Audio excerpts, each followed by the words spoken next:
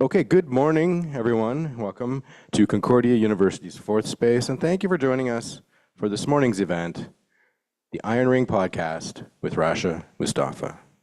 We'd like to begin by acknowledging that Concordia University is located on unceded Indigenous lands in Tiohtià:ke, Montreal, and we respect the continued connections with the past, present, and future in our ongoing relationships with Indigenous and other peoples within the Montreal community. Here at Fourth Space, we work with our university community to help mobilize knowledge. We co-create daily activities that examine research questions and projects, things happening all across the university. And we're also running today's event as a live stream, both to YouTube and to Zoom. So if you're joining us there, if you have any comments or questions, just pop those into the chat and we can read them out a little bit later on. Same for those of you here in the space. If you have any comments or questions, raise your hand, we'll run a microphone over to you. Okay. With that, it's very much my pleasure to hand things over to our hosts of Women in Engineering's Iron Ring podcast, Hannah Ahmadi, Amanda Sanderson. So great to have you. Thank you. Hello, everyone, and welcome back to the 14th episode of Women in Engineering's Iron Ring podcast. I'm your host, Hannah, joined by my co-host, Amanda. Today, we are so excited to sit down and highlight Rasha Moustapha, who will help us understand what project management really is and share her valuable insight and advice with us. Before we jump in, we want to say a quick thank you to our sponsors at Intelcom Dragonfly, ABB, Behavior Interactive, Busada, Canam, Féric, La Caisse, Broadsign, Ventilation GR, and CN. Okay, thank you, Hannah. So without further ado, let's get started. Thank you, Rasha, for being here with us today. Thank you for having me. Okay, so as always, we'll do a little introduction. Tell us a bit about yourself, your journey, everything you want to get started with. Sure. So I'm a mechanical engineer by training. I spent most of my career in the aerospace sector. I worked between Bombardier and Pratt & Whitney. I held different functions in those two companies. So I worked in the R&D, I worked in project engineering, customer support, marketing, supply chain, and program management. After my time at Bombardier, well, actually at the same time while I was working at Bombardier, I had an itch to start a business. So I had my children at the time. I had my first son. I was pregnant with my second. I wasn't very happy with what I saw in the daycare industry. I had a friend of mine who was in the education sector who had a very similar vision. We wanted to offer a very unique value proposition in the sector. So we embarked on this journey and we opened our own daycare center. We started from zero to having a full attendance with a solid wait list. And most recently, last year, we sold our business. So that experience taught me a lot of resilience, but also how to start something from A to Z. So that was actually one of the most rewarding experiences in my life. Yeah. I also, while I had my business, I also worked at the Concordia Institute of Aerospace Design and Innovation, where I helped to bridge connections between academia, industry, as well as government funding agencies to support collaborative research projects in aerospace.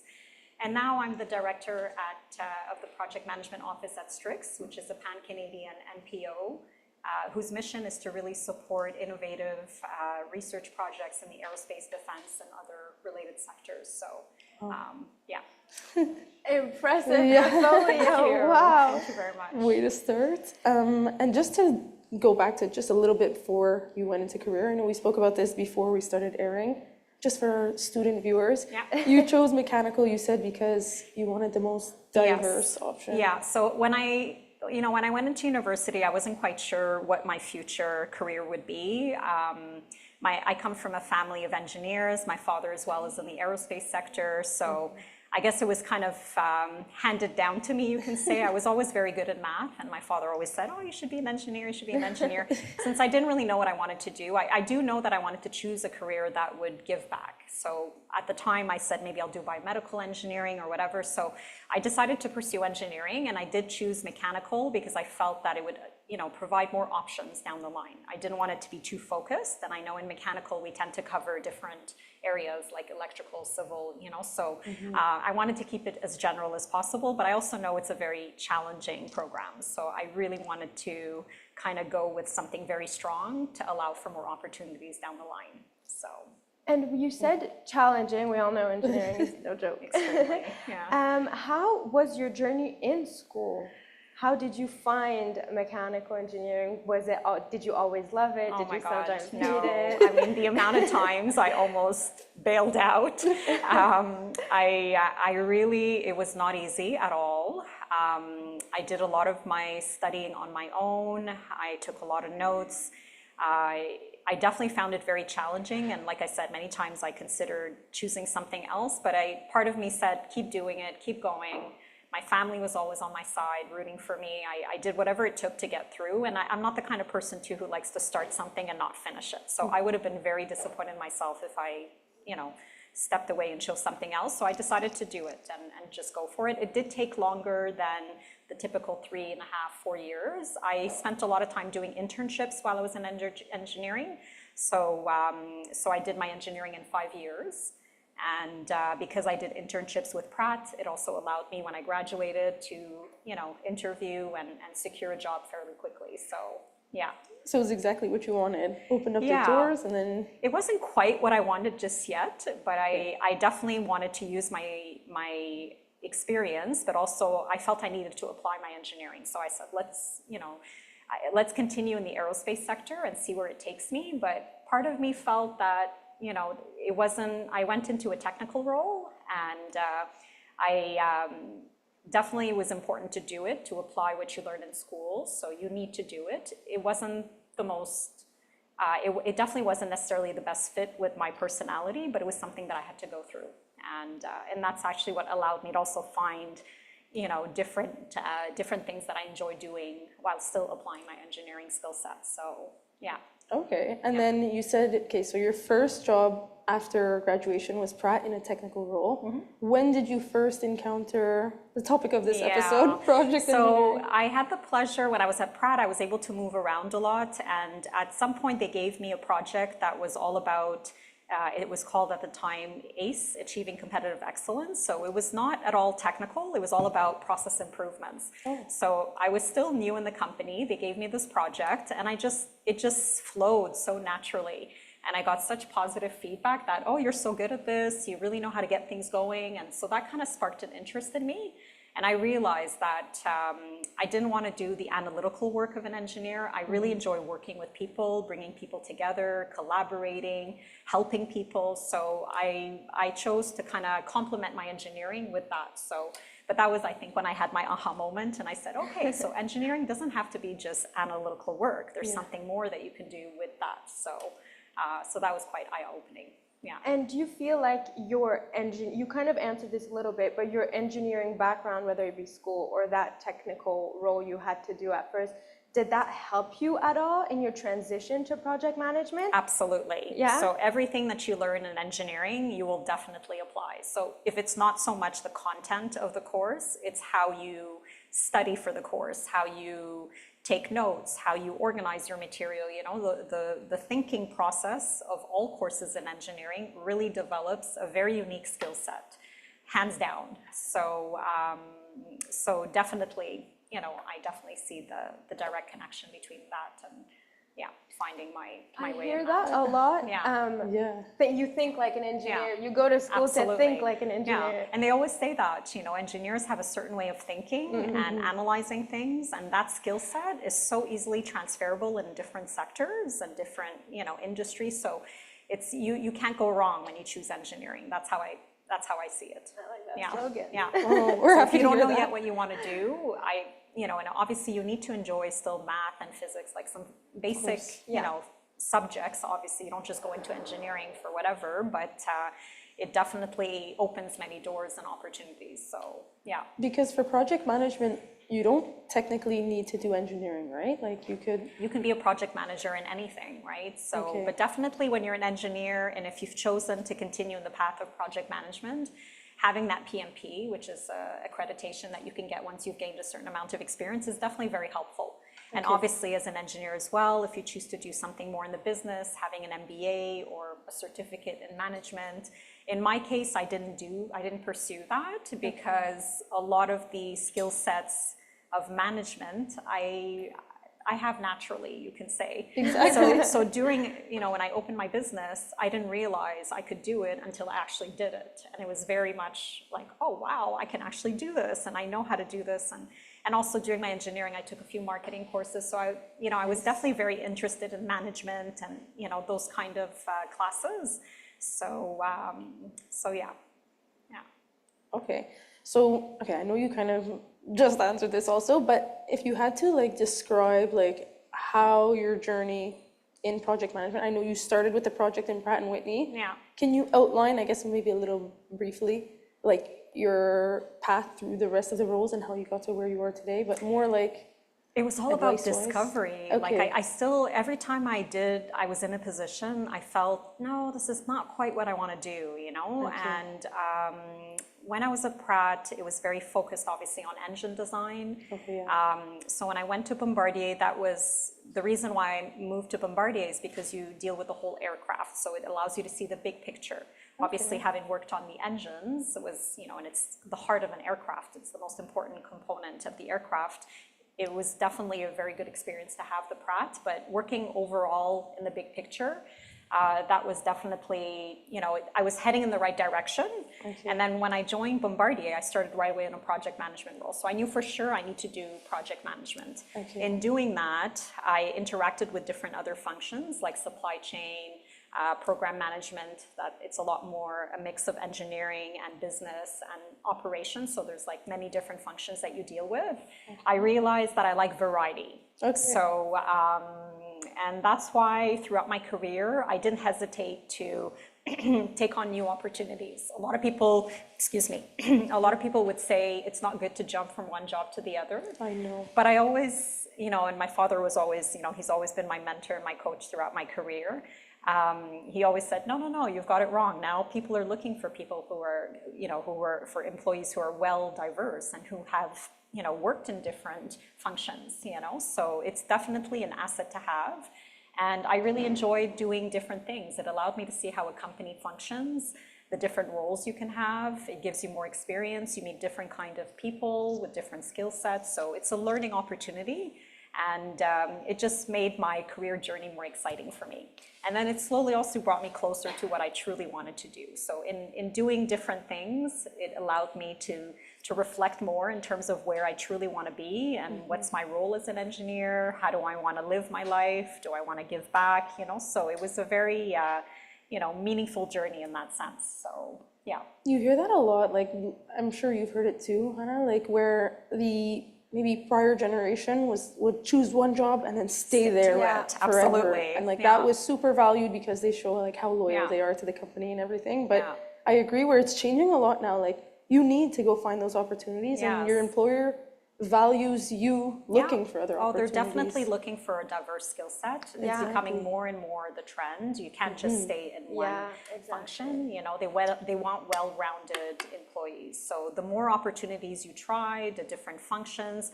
If there's one takeaway or recommendation I would give any engineer is definitely try different things within a company. Don't just do engineering work. Don't just do analytical. Look at the big picture because it's extremely helpful.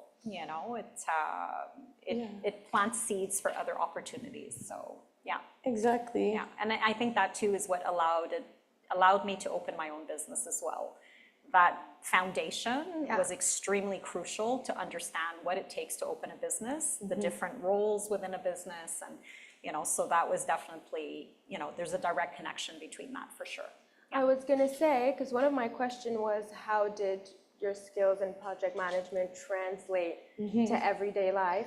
But apart from opening your business, are there any other aspects or spheres of your life where you're like, oh, clearly this is project management me speaking? Oh my God, I do project management and everything. I drive my family, my kids crazy. My life is a project, quite honestly. I mean, literally, I have a to-do list for family, for work, so I'm already very organized by nature. And for sure, a lot of the stuff that I've learned in my career, I apply on my personal side. But I guess because I'm a natural, a lot of these skill sets of a project manager come naturally to me. Yeah. So it applies in all spheres of my life, So Would Yeah. you say you're a type A? Oh, definitely type A. Yeah. Definitely a That type seems A. like the skill set I'm trying to required. develop my other hemisphere. It's not easy, but definitely I'm definitely a type A for sure. I like things a certain way. I like to, structure. It's hard for me to be in the gray, so I'm working on that, so yeah.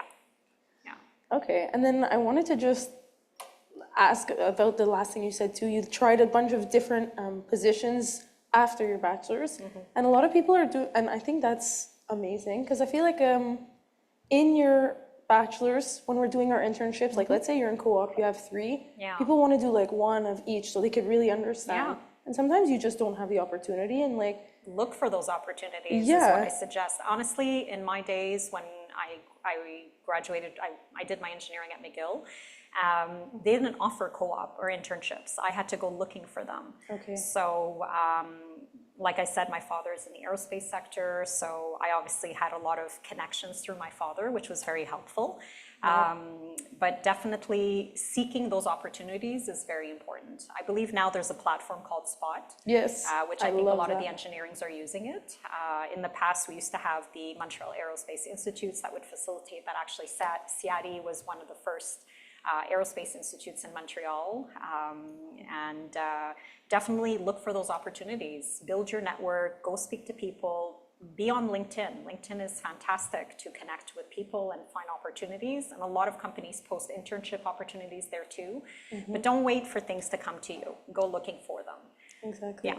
And even if you can't get that diversity in your job experiences, I guess it's fine because you did yours afterwards and Yeah. you're Yeah. extremely happy Yeah. with that, right? But that's also because at the time, the positions were a lot more focused. But I Yeah. think more and more now, there's a lot of opportunities for engineers and finance and marketing. So, I think it's a lot easier now. So at the time, I didn't realize that having that diversification was so important. So I'm happy to see that finally in today's world, they appreciate it and it's something that's very well recognized. So, yeah. Exactly. Like you go on Pratt & Whitney when you want to apply for internships and there's like 100 Yeah. positions, all different names. Because So- every company needs all the different functions, right? You need a supply chain, you need an operation, you need a legal. So this is the beauty of engineering, is that you don't have to, as an engineer, you don't necessarily have to do the analytical work. I know a lot of our programs are focused on that. It's a lot of analytical, although you could do options on the side to get a bit more, soft skills and other skill sets. But engineering doesn't have to be just analytical work. There's so many opportunities, Exactly. Yeah. I like that. I like that too. Yeah. And I want other people to know that too. I feel like when you hear engineering, you just hear like math and physics, which No, of course not at yes, but all. not only. I mean, of course, it's really good to have that foundation, and you need to have gone down that path. And yes, even though some classes you don't like, I didn't like all my courses. Some of them I hated, Of course. and I failed one of them. I had to redo it. So, not everything was a good fit. Some of them I enjoyed more than others, but it was all very helpful because, like I said, it develops your way of thinking, which maybe in some other programs you don't necessarily have that opportunity. So, yeah. Okay. Now I want to get into the nitty gritty of Yeah. project management. Go for it. So, in a way, I think it's important to demystify it a little bit. When I think project management, I'm not too sure what I'm thinking about or what it really is. Yeah. So if you could define project management in your own words, how would you describe it? It's basically having, it's wanting to do something and establishing a path to get to it in very general terms. So, because in doing that, you have to deal with planning, you have to deal with people, you have to tackle risks, so it's really just, it's how do you get to where you want to go and what's the plan to get there in very broad, terms. That's what project management is. Okay. Okay, and that's what you're saying with your list for your family. So Yes. like there's a task and then you have to like make I all try the not tasks get to there. drive them crazy with too many details, but usually, to get to your destination, there's a way to get there, Yeah, right? So that's absolutely. really what project management is. So, yeah. Okay, so if you had to describe, like, let's say you have a project in mind, it could be anything. What I see how it goes over the length of the project, but in your day, you clock in at like 9 a.m., let's say. How does your day look as a project manager? So the first thing I usually do when I start my work is get organized in terms of what are the priorities for the day. I look at my full to-do list because usually there's different things that have to get done, but I say, okay, for today, this is what I'm going to work on. So definitely organizing my day is a huge part of my daily routine. It's so important to me so that you don't get overwhelmed and sidetracked. So I want to keep the focus. So so you're kind of like project managing your day. Yes, right? I'm telling you, project management, everything is a project for me. So down to planning vacations, down to helping my children apply. My older son is applying to CEGEP. I'm helping him plan. That's a project as well on its own, right? Exactly. Getting the information, visiting. So there's a step-by-step process to it. Mm-hmm. So yeah, I pretty much live by project management. Yeah. Okay, so you start your day, you like organize it, project management style, and then like, what does the rest of your day entail? It's a lot of it is following up. So, if there's things, actions, deliverables, things that need to be followed up, I spend a lot of my time in meetings, interacting with people, discussing the projects, what needs to be done, if there's any obstacles, reviewing schedules, if there's any risks associated with any of the projects, how do we tackle it? So I cover many different areas of project management. So when you take a project management course, it's not just about schedules. It's also managing stakeholders, managing risk, managing budgets. It's a whole panoply of different things that you can do. So depending on what my projects are and what my to-do list says, I pretty much just follow through with it. And then I check away when things get done. And would you say your day-to-day life or work life is very interactive? Do you speak to many people? I need to. Behind a desk? Yes. No, I can't be at the desk. That was also something, like I said in the beginning, I need to work with people. I need the human connection. Mm-hmm. So even during the COVID period, it was extremely difficult for me because I do enjoy seeing people. And yes, it's nice to have that flexibility to work from home, but it's also very nice to interact with people. And there's nothing like human connection, right? So it's not the same when you're on the screen looking at someone than, face to face. So yeah. And actually, you brought up a question that I just thought of. You're talking about managing the project, of course, that's why you're checking in with everybody.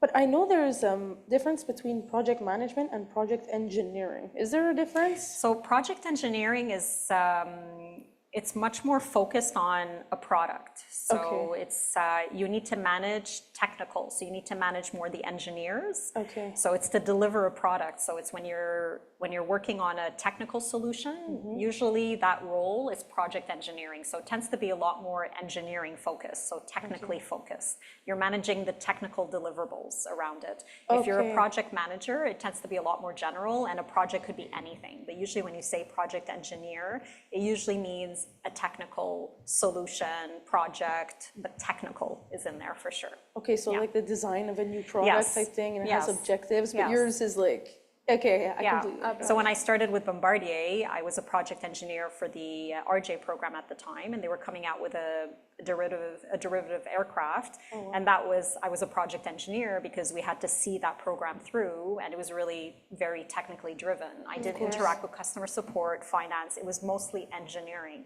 So I also realized that's not what I wanted to do, and that's how I jumped on program management. So program management is a lot more diverse in terms of the different functions you deal with.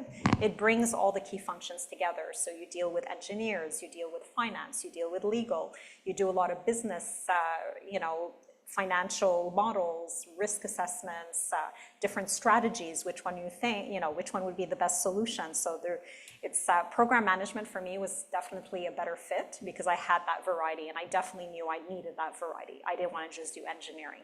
So yeah. Sorry, and if I understand correctly, program management is the program, and then there's projects within it. Okay. And then usually program, what it means high level is you have several different projects, and usually you have a program manager who oversees different projects. Okay. So it's less focused on one project. It's much broader. It's like a portfolio, having a portfolio of products, projects, or whatever. Okay. And it's also less discipline focused. So it's not just engineering. Program tends to be broader in terms of the functions that you use to fulfill those projects. Okay. Yeah. Thank you. Insightful. No, it's good to, Because I want to make sure the understanding is Yeah, crystal no. clear. because they have a lot of similarities, but there are key differences also. Yeah. Exactly. My next question was, do you think there are any misconceptions about what project management is, and this coming, let's say, from the perspective of an engineering student?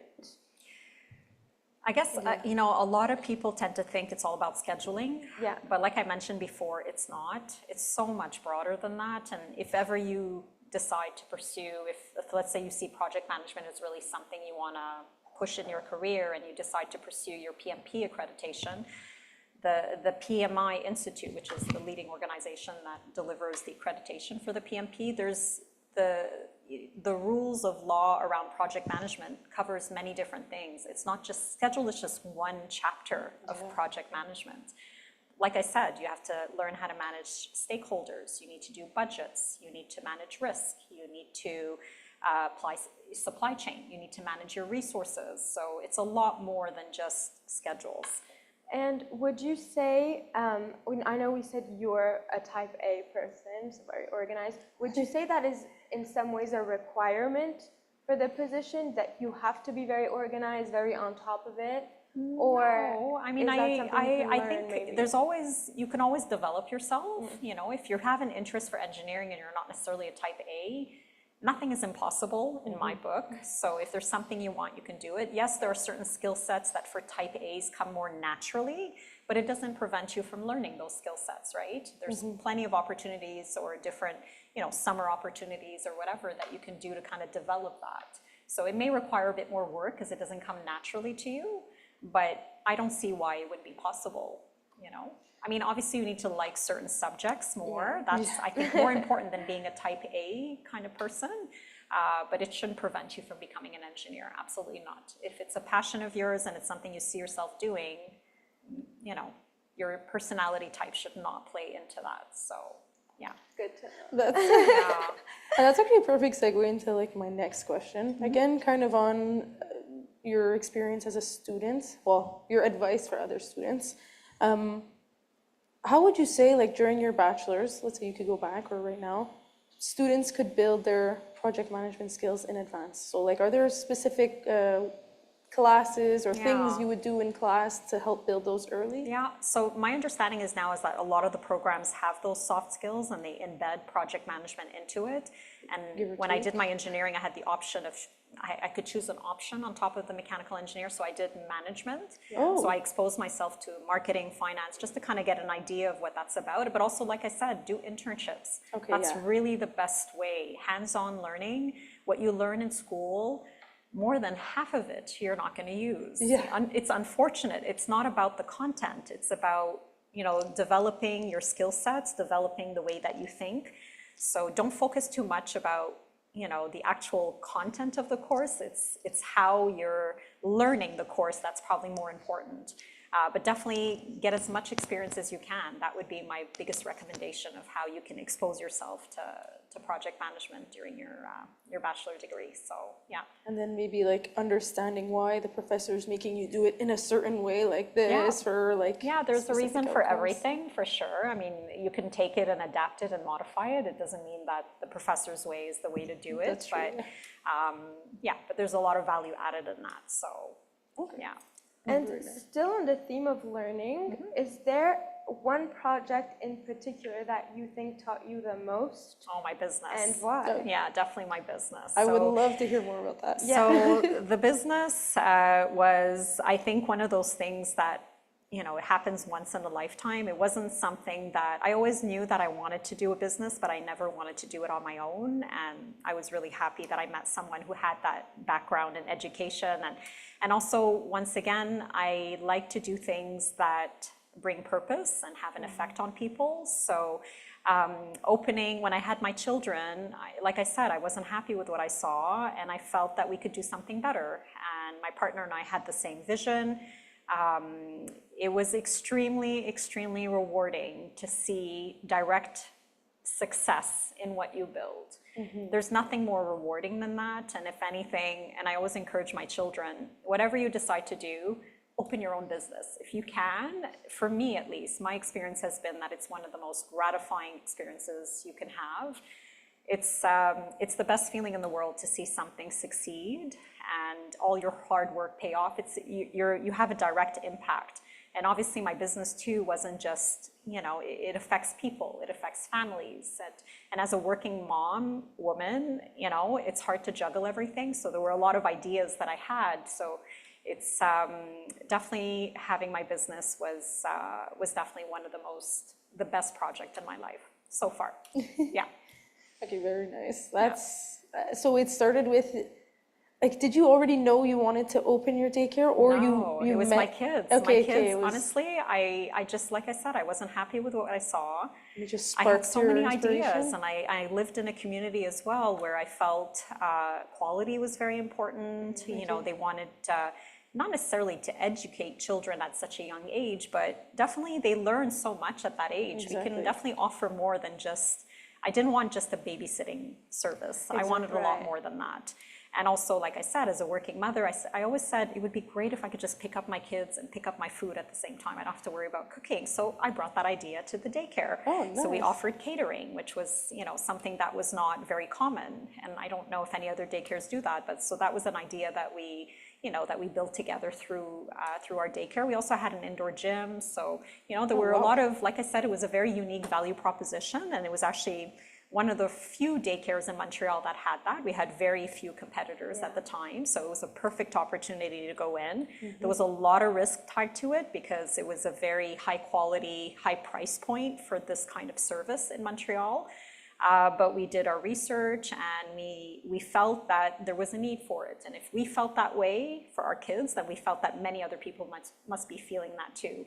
So we just, we embarked on that journey, and it was extremely successful. So, is there anything a lesson you learned that maybe wasn't so sweet along that journey?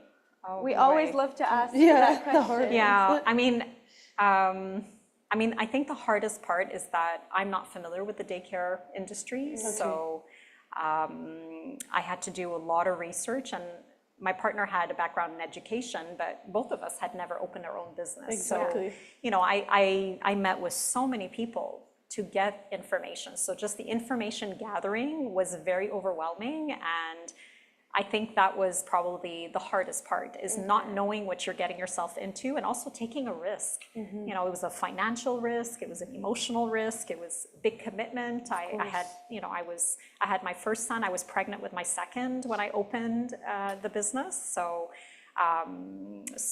yeah, it's not, it wasn't an easy journey, but it was definitely very rewarding. So yeah.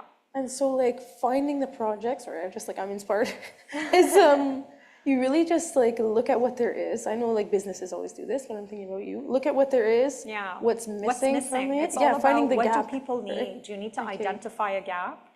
Study it to make sure that the market really wants it. Okay. Do surveys. I mean, we took 2 years before opening our business. Wow. Yes, we did really, we wanted everything to be perfect. If we were going to offer a quality service, then it was so important to do the work up front.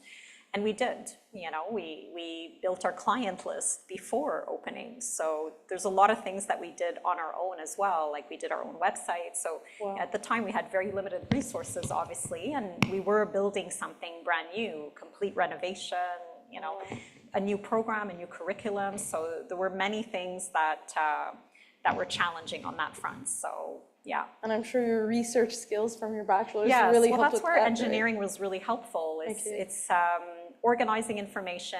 I was the one kind of, every week we would meet, my partner and I, and our partners as well, who were very helpful in the process, and we would review, what do we need to do? And I was the one keeping everyone on task. So every week we would review, did you do this? A lot of research was done as well. So so it was definitely all about, just keeping it on task. And as an engineer, you're also very analytical, and you know how to problem solve. Exactly. And because in this case, we didn't know how to open a business, we were not familiar with that process. So there was a lot of digging and, reaching out to people, talking, finding things online, attending seminars. So there was many different things that we had to get done. And as an engineer, I think this is where, you know, I brought my value to the table for sure. My partner was amazing in education, but I think my engineering skill set, we always called ourselves the dream team because we really complemented each other very well. Yeah, because I feel like engineering, like one of the biggest things so far is that it teaches you how to use your resources, not just your resources, but every resource available. And that seems like what you did, like research of the market online, I'm sure, speaking with people, going to the library, like just even securing funding was something that we had never done before, and even negotiating a lease. But because I had worked in supply chain, I was exposed to contract management, so that was very helpful. You know, building the business case, well, I was very familiar with numbers and, you know, supply chain as well, program management, risk assessment. So all of that was extremely helpful to open the business. And actually something I'm very proud of is at the time too, because it was such a high risk project, you know, lenders don't typically provide financing, but we were actually one of the first daycares to secure financing for something so risky in the market. So that was definitely something to be very proud of. We also received an award for our business plan. So it was definitely, it was definitely a huge team effort. Everybody put in an effort, from our husbands to my partner to me. You know, so it was, it takes a team to make something like this successful. It's not just me being an engineer who made this happen. It's about working together, having a common vision, and finding solutions to get it done. Exactly, and like being prepared too, like yes, it's risk in the market, but it wasn't a huge risk because you guys put 2 years of planning into that. But even with those 2 years, I mean, even when we opened, I was always nervous. Are we going to get full? Are people going to really, you know, people commit to wanting to join your center, but in the end, when you open, you don't, they may change their mind, right? So that definitely there was some risk, a lot of risk tied to it. Exactly. And, but we had a good feeling about it, and fortunately it ended up being very successful. And actually a lot of other daycares ended up following in our footstep in terms of what they offer. Wow. So competition now is definitely a lot stronger. There's a lot more other daycares who offer very similar services as what we did, so.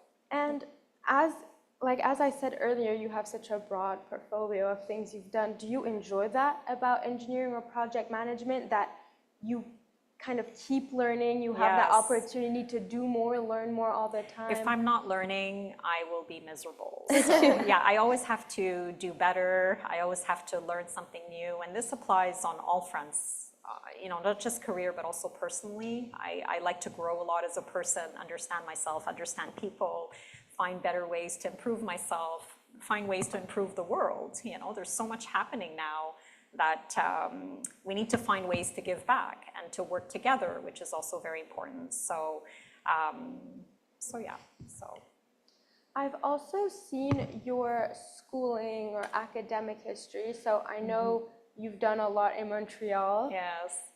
Do you think Montreal, based on your experience, is a city for young aspiring project managers? Is there room for more? Is it growing? How do you feel about the situation in the city? So, I mean, project management is everywhere. It's not just, you know, limited to just Montreal. Montreal for me was a great fit only because I'm second generation Egyptian. My parents had come from Egypt. As we all know, Montreal is very multicultural. So I guess I fit in nicely in Montreal. Obviously, we have a lot more problems now with our education system, medical, you know, there's a lot to be worked on.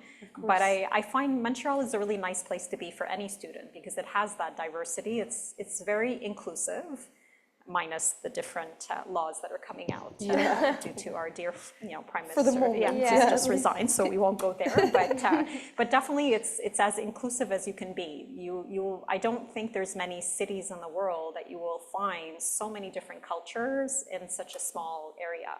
So, and different languages. I mean, when you go to Concordia, when I was at Concordia, all I heard were Italian and Iranian, and you know, you don't hear just English or just French. So, and even the restaurants, like there's such a nice variety that for a student, I think that could be really a nice fit. So, and project management, like I said, is not just in Montreal. That could be anywhere. So it's not really specific to Montreal. So, yeah. And I feel like that diversity too, like it helps open up your perspective, right? It gives you different perspectives. And For sure. I'm sure, I think this is a yes or no question. I think the answer is yes, but that's extremely valuable in project The management. more you right? learn, the better. It will never work against you. It'll always work for you. It'll allow you to think of things that you would not have thought about before. Exactly. Many of my, a lot of my career path just kind of was handed down to me. I mean, I'll share this and I have no problem. I was laid off twice, and every single time I was laid off, the next opportunity that came about was one of the best experiences that I ever had. So everything happens for a reason. I'm a big believer of that. And just because something negative happens to you, you can take that and turn it into around. And honestly, you never know what the future holds. And the more variety you have, those difficult moments in my life allowed me to find, different things that I could enjoy. So it wasn't just, it opened up my field of vision, you can say. So And it's like what you said, when one door closes, another opens. always. You hear that all the time. You just have to be patient. You just have to be patient. And it's not always easy. And sometimes in the moment, you look at it and you say, well, why is this happening? And, but really, everything always ends up working out. Exactly. As long as you do good and as long as you make good decisions, I'm a big believer of karma as well. So, I just, good things happen when you put in the effort. Exactly. Yeah, for sure. And also when you're passionate about what you do, I wouldn't, the worst thing you can do is choose something that you don't enjoy doing. You spend most of your life working. So choose something that you enjoy, that you see yourself in, and it's really an instinct. Once you're in it, this is the right thing to do. This is the right place for me to be. If something doesn't speak to you, then it's just not a good fit. Maybe it's time to look for something else. And you can't ignore that also, right? You cannot ignore that inner voice. Yeah. Exactly. No, don't. I've done it several times and I've learned my lessons. Once again, challenges and you learn from it. But it's so important to stay true to yourself, to really try to find your passions. Find a career that makes you happy, where you can grow, you see yourself growing, where you can contribute, where you like the people you work with. And once again, nothing is impossible. Yeah. And I actually had one more question. It's kind of on the topic of like Montreal. Well, yes, to what you were asking before. I know like post-bachelor's, there's a bunch of different like paths you can take, either like graduate studies or industry or certificates afterwards. I know you have a lot of certificates. And well, not that many. I have my PMP. Well, that's a huge one. I did a lot of other courses on the side where I got courses. some mini certificates, but an actual accreditation is just my PMP. Okay, but the certificates is nice too because it kind of goes with your like learning, right? And there's a bunch of opportunities around us to take. And I don't know, I just feel like I never knew what I wanted to do after bachelor's. I'm like, oh, do I want to do graduate? I don't know. But like, I don't know, I just feel like you had your experience and you're still learning through your jobs. I'm always and you're doing learning. these courses and even and now, stuff. even in this position, I'm very happy to be with Strix, but there's always something to learn. There's always something to evolve in, and so I need that as well. Exactly. I can't just be in a position 9 to 5 doing the same thing. If I'm not motivated, if I'm not challenged, I will, I'm no longer happy as a person. And if I'm not happy as a person, I don't want to, I never put myself in that situation. I always try to find something, a position or, an opportunity that would bring me happiness, so that's also very important. And that's so reassuring to hear. I know, I'm sure you feel the same when, you're getting towards the end of your bachelor's. It starts to get scary. What if I'm stuck? That's what if okay. I take That's the wrong normal thing? to feel that way. You don't need to know exactly what you want to do when you graduate. Because you'll find it. You'll find your way. Just listen to your inner voice. Exactly. Pursue things that if you read a job description, if it nudges you a certain way, then that usually means, oh, this could be a nice fit, or but it's like I said, it's so important to try different things before you figure out what you really want to do. And even then, you may end up enjoying many different things, and you don't have to stick to just one career. Exactly. I opened a business in a daycare sector. I'm a mechanical engineer, so you really never know what life holds for you. But it's normal. As a student, I too didn't know what even when I did my engineering, I didn't know what I wanted to do, right? So it just kind of comes to you. I guess. Yeah, and I'm sure like when you graduated too, you took the position at Pratt because you had the internship, but it doesn't mean like, No, oh, I that's what wasn't I sure. want to do. Yeah, No, exactly. I wasn't sure, for sure. Yeah, you can always change. But it was experience. So even if I Exactly. wasn't happy necessarily in all the positions I held, in the end, it built a lot of solid experience that was helpful in a future role that I didn't know was coming my way, right? Exactly. So you really never know what the future holds, and that's why I really strongly emphasize get as much variety as you can, because you never know how that's going to be helpful for down the line. Okay, I like that advice. I really like that. Also, it wouldn't be the Women in Engineering podcast if we didn't ask our famous question. Have you ever, this could be at any point, schooling, career, anytime, where you felt the big word imposter syndrome, feeling scared maybe that you're not in your place? Oh, yeah. And how did you navigate that? So definitely as a woman engineer, we have our own challenges, right? We've come a long way, that's for sure. But I've definitely had some very challenging moments where you're like, oh, wow, there really is a difference, you know, and you don't realize it. I like to think everything is roses, and, you know, I like goodness in people. And, you know, I've had many moments in my career when I'd be working and, you know, certain people would pass certain remarks, and at the time I wouldn't think much of it, but then it just didn't feel so right. So it's definitely, you know, there's no doubt it is definitely much more challenging and much harder for a woman to be an engineer. There's no doubt. There's no way to get around it, especially that, you know, we're the ones who have the babies, we're the ones who have to manage, you know, so it's definitely more challenging, but also to receive that recognition. You know, people used to always look at me and say, you're an engineer, an aerospace engineer? No way, how could you be, you know? But yes, women can be engineers.